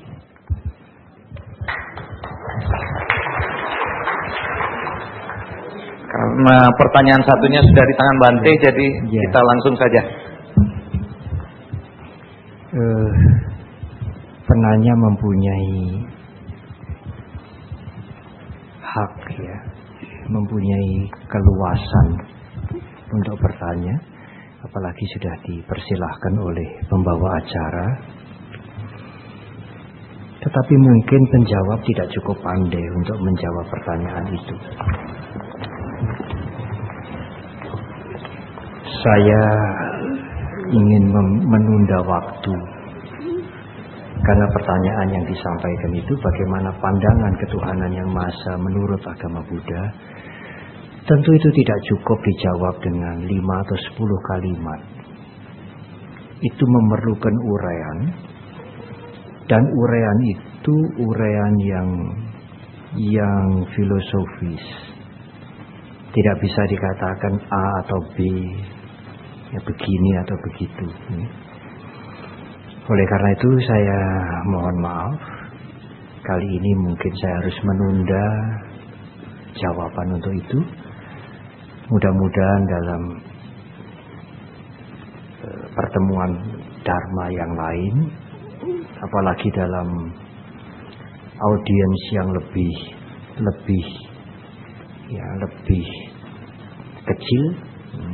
kecil dan kemudian mempunyai pengetahuan dasar Dharma dengan baik, maka akan lebih memudahkan untuk memberikan penjelasan. Karena memang pandangan Buddhis ini sering tidak sama dengan pandangan-pandangan yang sering kita dengar dalam keseharian. Saya ingin mengambil satu contoh saja, tidak menjawab tetapi mungkin ada kaitannya, bisa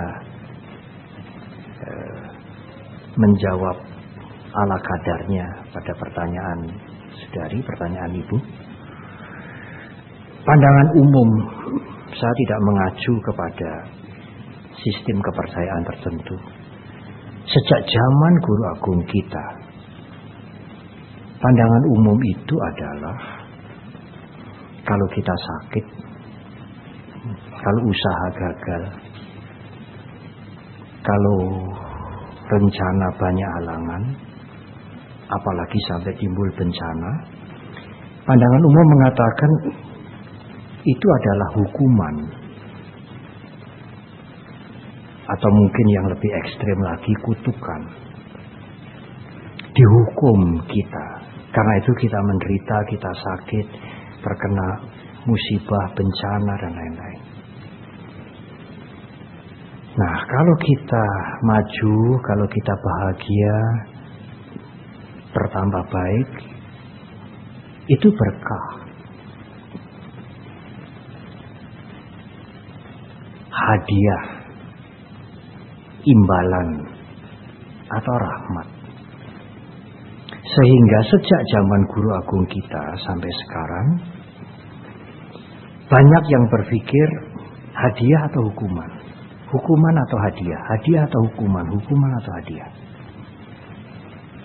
Kalau Anda maju berhasil, itu berkah, itu berkat, itu hadiah. Kalau banyak sakit, banyak rintangan, itu hukuman, itu hukuman. Jadi berpikirnya hanya antara hadiah dan hukuman, hukuman atau hadiah. Pada saat guru agung kita memberikan khotbahnya yang pertama, 2600 tahun yang lalu, pengertian itu seperti dijungkir balikkan. Semua kesulitan, semua penderitaan itu akibatnya kita sendiri. Bukan hukuman, bukan kutukan. Dan kalau kita sukses, kalau kita berhasil, kalau kita maju, itu juga akibat dari keuletan, kesungguhan, semangat, dan kemampuan kita. Sehingga Anda mau maju atau mau mundur, terserah Anda. Harus diingat, maju itu bukan yang tampak. Apa artinya yang tampak? Materinya banyak, fasilitasnya banyak. Kalau di dalam hatinya penuh dengan ketegangan. Maju dalam pengertian Buddhis bukan hanya materi.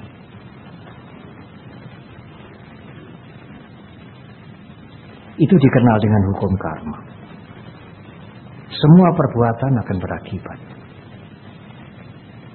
Seandainya perbuatan tidak berakibat, sangat enak. Siapa yang tidak senang perbuatannya tidak berakibat?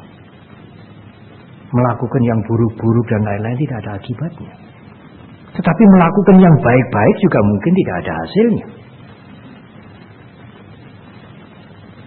Orang tidak akan bertanggung jawab kalau perbuatannya tidak memberikan konsekuensi, tidak berakibat. Hukum karma akan berlaku pada semuanya. Hukum karma tidak hanya berlaku pada umat Buddha saja. Kalau saya memberi, orang lain akan berterima kasih pada saya. Itu juga hukum sebab akibat. Kalau negara ini banyak pejabat yang korupsi, ya tidak pernah akan maju. Jepang punya apa? Vietnam punya apa? Kita sama-sama mulai nol. Saat Jepang dibom atom, kita mulai merdeka. Jepang bisa menguasai dunia dalam tanda petik. Sudah bukan rahasia lagi, Indonesia dikuasai dunia. Kekayaan alamnya. Dengan cara yang lain, meskipun tidak seperti VOC zaman dulu. Pertanyaannya, siapa yang salah? Apakah sudah ditakdirkan begitu? Bung Karno mengatakan, bangsa Indonesia jangan sampai menjadi bangsa tempe. Masih untung mungkin sekarang sudah jadi bangsa gembus. Ya kalau tempe mahal kan orang makan gembus. Oh, gembus juga dari kedelai juga ya. Tempe gembus juga dari kedelai ya. Kalau pohon banyak dipotong, dulu ada banjir lumpur. Kalau Anda dari Pasuruan ke Gilimanuk untuk menyeberang ke Bali, itu pernah ada lumpur turun ke jalan raya. Bukan air. Karena pohon-pohon dipotongi waktu permulaan reformasi itu. Hujan lebat, lumpur turun ke jalanan dengan potongan kayu-kayu itu. Kendaraan tidak bisa jalan. Siapa yang salah? Itu akibat dari perbuatan kita sendiri. Ada seorang pejabat yang sangat tinggi sekali. Saya mendengar itu justru bukan dari umat Buddha. Kalau tidak salah sekarang dia menjadi ketua pasca sarjana salah satu jurusan di UGM, Pak Zainal. Dia mengatakan, kok bisa-bisanya pejabat itu mengatakan, sabar ya, sabar, kita sedang dicoba. Hah? Itu akibat perbuatanmu sendiri. Mengapa kamu mengatakan dicoba?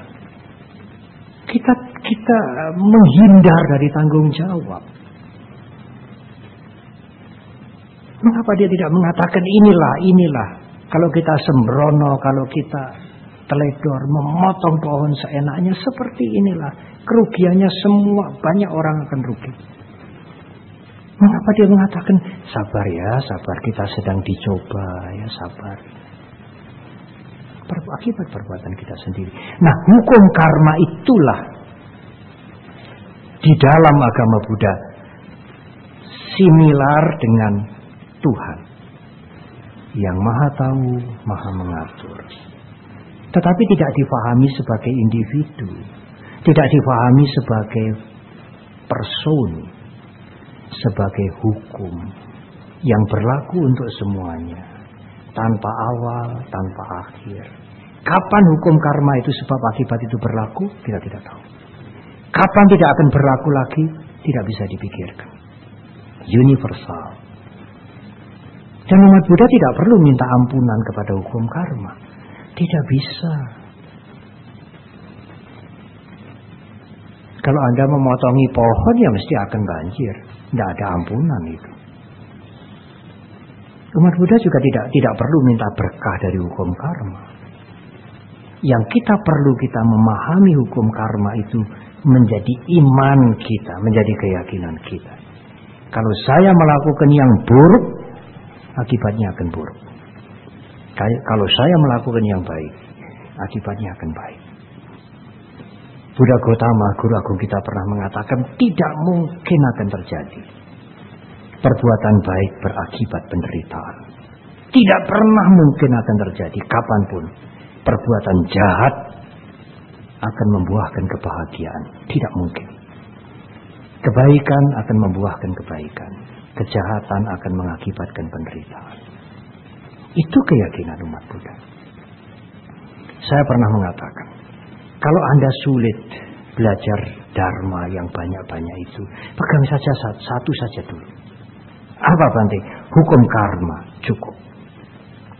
Karena dengan meyakini, mengimani hukum karma, otomatis Anda akan mengendalikan diri Anda.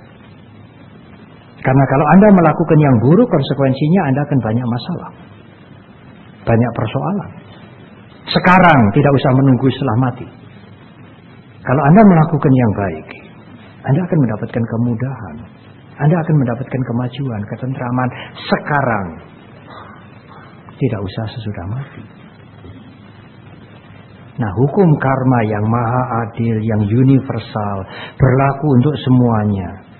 Kita tidak bisa bersembunyi kemanapun, akan terkena hukum itu. Termasuk para dewa, binatang, makhluk halus, semua akan terkena hukum sebab akibat. Itulah salah satu aspek yang di agama lain disebut Tuhan. Saya kira jawaban saya begitu. Semoga ada manfaatnya.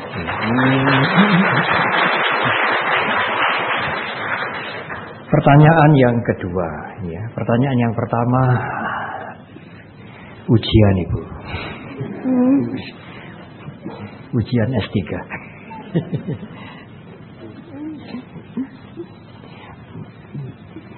Bante, bagaimana mencari ketenangan kalau orang miskin sekali? Keinginan yang paling dasar pun tidak bisa dipenuhi. Langkah apa yang harus dilakukan untuk mengurangi penderitaan? Seperti misalnya tidak bisa beli baju, makan sehari 3 kali tidak bisa, tidak mempunyai tempat berteduh. Sangat menderita, saudara. Di dalam Dharma bisa dikatakan itu ekstrim. Ya, lalu bagaimana caranya, Bante? Kalau kita berbicara tentang ilmu sosial, dari mana harus dilihat? Apakah dia malas? Apakah sistem di negara itu tidak memberikan kesempatan yang merata, sehingga banyak orang-orang yang sangat miskin? Kalau sistemnya sudah baik, mereka harus menjadi tanggung jawab negara. Negara harus memberikan paling tidak makan cukup dan pakaian, dan membantu. Di negara-negara yang dulu dikenal dengan kapitalistik, orang-orang serakah dengan materi. Jaminan sosial kadang-kadang justru lebih baik dari negara-negara yang lain. Mereka-mereka yang tidak punya pekerjaan, makan pun tidak bisa, mereka mendapatkan santunan dari negara.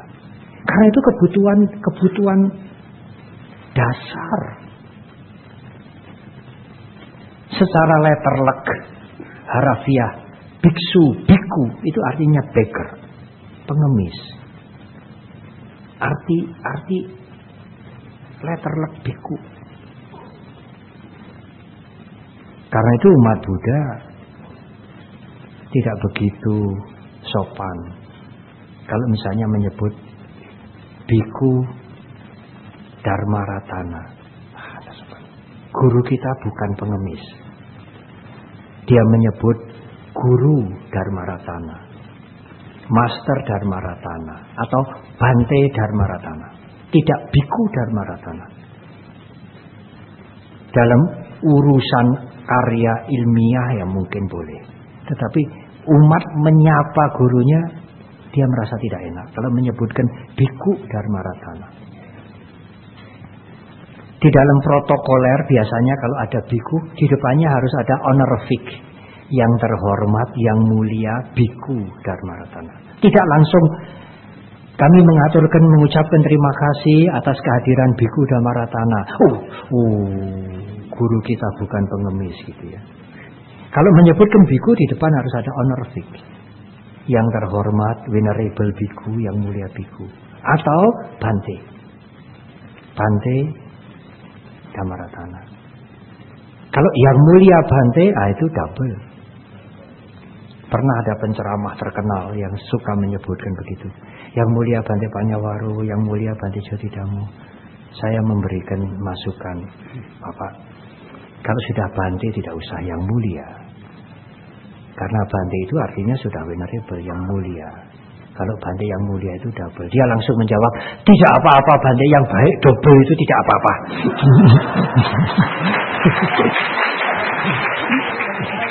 Langsung dia spontan, tidak berpikir dulu. Saya pikir, cerdas sekali orang ini. Cerdas sekali orang ini. Nah, biku pun yang namanya pengemis, meninggalkan keduniawian, itu pun harus mempunyai 4 kebutuhan dasar. Kalau 4 kebutuhan dasar tidak dipunyai bagaimana? Oh, itu ekstrim menderita dia. Apa 4 kebutuhan dasar itu? Makan. Sederhana. Pakaian jubah ini. Anda bisa berganti-ganti, kami ya selalu begini. Hanya kalau di wihara dibuka, kalau keluar ditutup supaya kelihatannya 2 macam, tapi itu hanya 1. Tidak ada pakaian preman. Kemudian tempat berteduh. Sebetulnya tempat berteduh itu bisa di gubuk yang sederhana, dari bambu, dari daun, di Asia. Kalau di negara barat ya tentu yang sesuai dengan iklim di sana, atau gedung seperti ini. Dan itu bukan milik pribadi. Kalau saya meninggal, saya tidak punya hak mewariskan wihara kepada adik atau kepada kakak atau kepada keponakan. Itu milik sangga. Di hukum Indonesia ada yayasan yang melindungi, badan hukum yang melindungi, bukan milik pribadi. Saya hanya sekadar berteduh dari panas, dari hujan, dari serangan binatang buas, dari serangan serangga. Lalu obat-obatan dikala sakit. 4 hal ini di dalam bahasa Pali dikatakan Catupacaya, 4 pendukung kehidupan. Sandang, pangan, papan, obat-obatan. Jubah, sederhana, makan, kemudian tempat berteduh dan obat-obatan. Ini minimal. Kalau sebagai biku makan pun sulit, jubah pun sulit, dia tidak bisa praktek dhamma dengan baik. Sangat menderita, dan penderitaan itu akan mengganggu mentalnya juga. Tetapi kalau 4 kebutuhan ini sudah dipenuhi, makan tidak kurang, dan kita boleh makan kenyang. Pakaian ada, tidak harus yang bagus. Apa fungsi pakaian?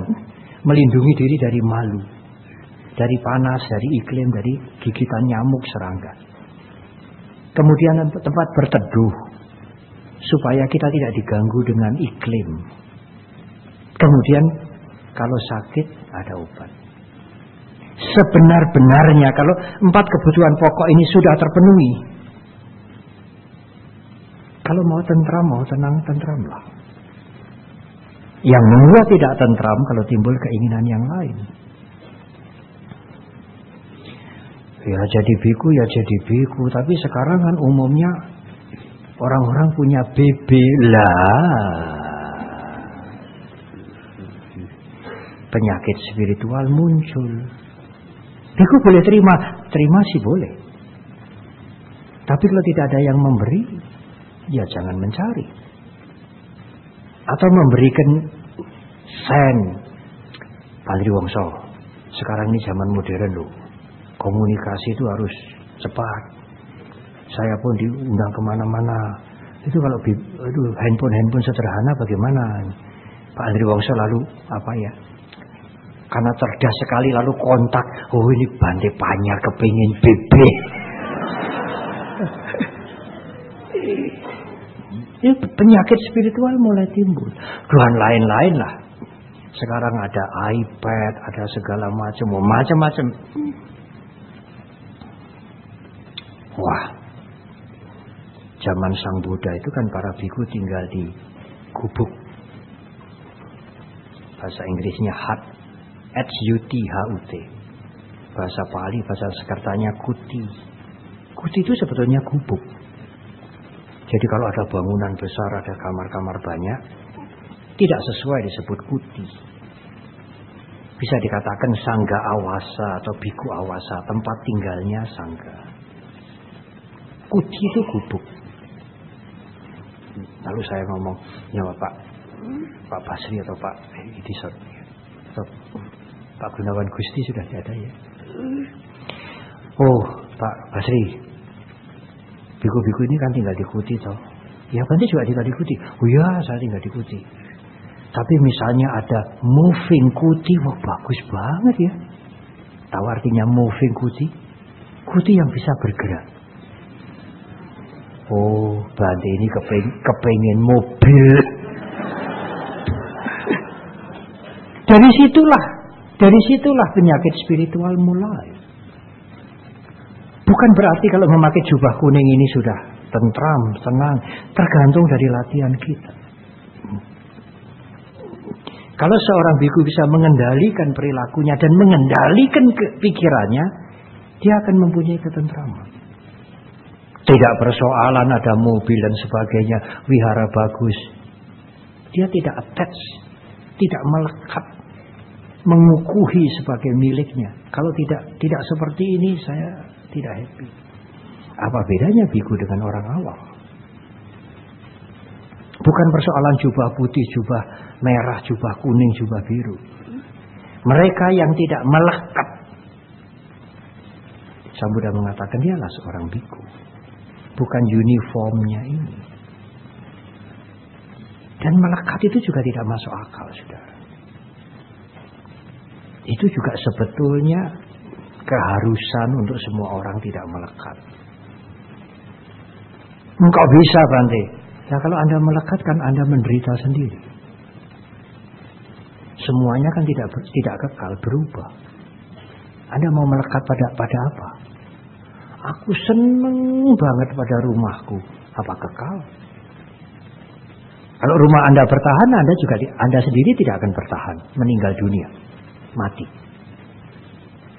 Kalau Anda masih menyenangi rumah Anda begitu kuat, lalu Anda meninggal, Anda akan meninggal dengan penasaran. Aku masih cinta pada rumahku ini, kenapa aku harus mati? Sekarang apa yang bisa digondeli, apa yang bisa dipegang? Sebagai sesuatu yang abadi tidak ada, saudara, sama sekali. Tidak hanya materi, pemikiran, ide-ide, tidak ada yang bisa dipegang, yang dipegang kuat, tidak ada. Kita harus siap menghadapi perubahan setiap saat. Apa yang tidak berubah, saudara? Tidak ada sama sekali.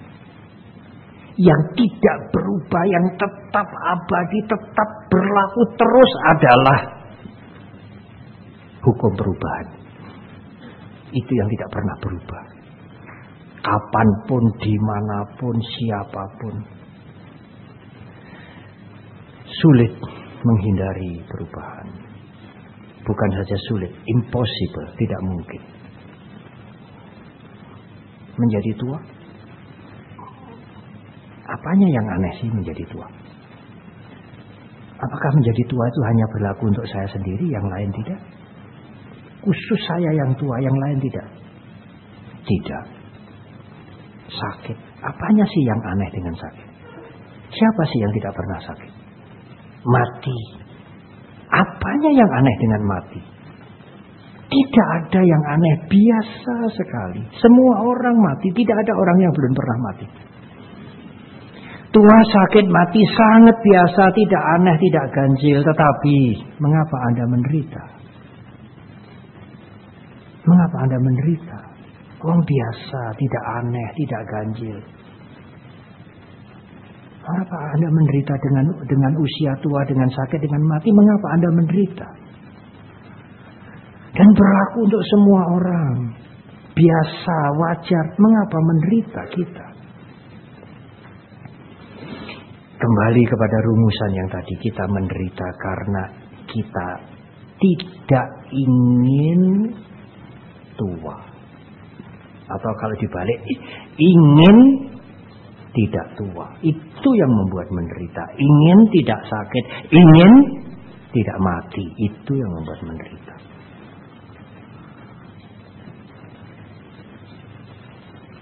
Lalu bagaimana Bante kalau tua, kalau sakit, kalau mati? Ya diterima saja.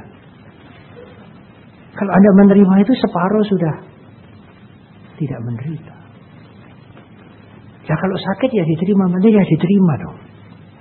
Tapi ya diobati. Tapi sebelum diobati kan harus diterima dulu. Kalau Anda sakit, Anda tidak mau menerima. Apalagi berobat. Menerima saja tidak mau.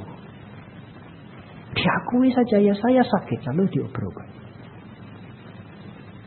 Kalau Anda sakit, Anda tidak mau menerima Anda sakit, Anda akan sakit dua macam. Fisik Anda sakit, mental Anda juga sakit. Anda merasa tertekan, sebetulnya saya ini sakit, tapi Anda tidak mau mengakui Anda sakit. Kalau diakui, tidak usah gengsi-gengsian, mau sakit itu ya semua orang kena sakit. Anda mengakui ya ini saya sakit lah. Sakit ya memang sakit. Kemudian bagaimana obatnya? Mental Anda akan rileks. Paling tidak penderitaan Anda akan berkurang. Sakit itu tidak Anda simpan. Sekarang siapa yang bisa menghindari tua, sakit dan mati? Itu kesunyataan yang pertama. Cattari Arya Sajani, kesunyataan mulia yang pertama. Tua, sakit, mati, kalau tidak diterima, kalau ingin tidak begitu, akan menderita. Andai kata, saya pernah menyatakan begitu, Buddha Gautama masih hidup. Lalu Anda datang, Bante, saya ini jadi umat Buddha sudah 30 tahun. Saya mohon kepada Bante. Mohon apa? Saya tidak ingin tua, tidak ingin sakit, tidak ingin mati. Mungkin Buddha Gautama menjawab begini, apa kamu sudah edan?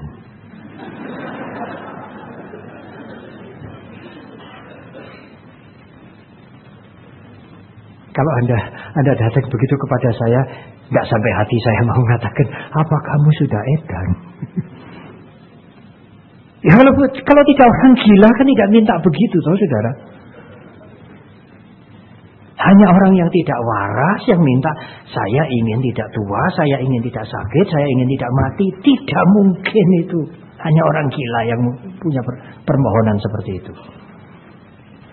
Atau mungkin kita sudah gila, sudah pernah gila semua. Karena tidak ingin tua, tidak ingin sakit, tidak ingin mati. Terima saja. Nanti penderitaan itu akan separuh berkurang. Karena itu alami. Berlaku untuk umat Buddha saja? Tidak, saudara. Tua, sakit, mati itu berlaku untuk semuanya. Jadi pertanyaan ini sangat menderita. Kalau untuk makan saja tidak bisa. Pakaian tidak punya. Tempat berteduh tidak ada. Sangat menderita.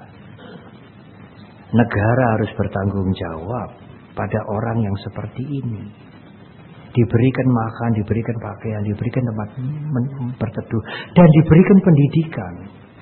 Jangan-jangan dia malas. Karena para biku pun yang dikatakan pengemis, tidak mempunyai propertis apapun, tidak melekat pada dunia keduniawian apapun. Para biku harus ditunjang oleh umat dengan 4 pacaya, 1 pacaya. Yaitu jubah, makanan, tempat tinggal, dan obat-obatan. Karena itu umat kan selalu diajarkan, kalau berdana kepada biku, jangan berpikir, Bante saya berdana uang sekian. Tidak. Kan para biku tidak boleh jual beli. Membeli juga tidak boleh, menjual juga tidak boleh.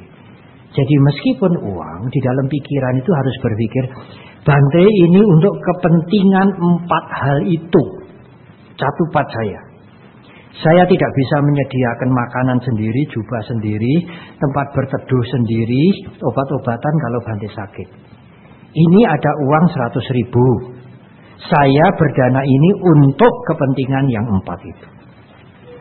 Lalu saya titipkan kepada Kapia.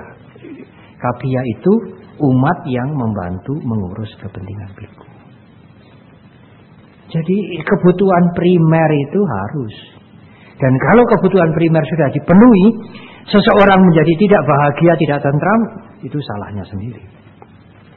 Itu keinginan ekstra. Keinginan ekstra itu menambah penderitaan. Ingin tidak tua, ingin tidak sakit, ingin tidak mati, itu penderitaan. Padahal 3 ini tidak bisa dihindari. Lalu ditambah keinginan ekstra. Berarti kita membuat penderitaan ekstra. Ngurusi usia tua itu sudah menderita sekarang. Menghadapi penyakit sudah menderita. Menghadapi kematian juga menderita. Karena kita tidak ingin begitu. Lalu tambah bermacam-macam keinginan yang membuat penderitaan tambahan selain yang 3 ini. Nah, penderitaan tambahan itu bisa direduksi, bisa diatasi kalau diseleksi dengan pertimbangan yang lengkap, dengan pertimbangan yang benar.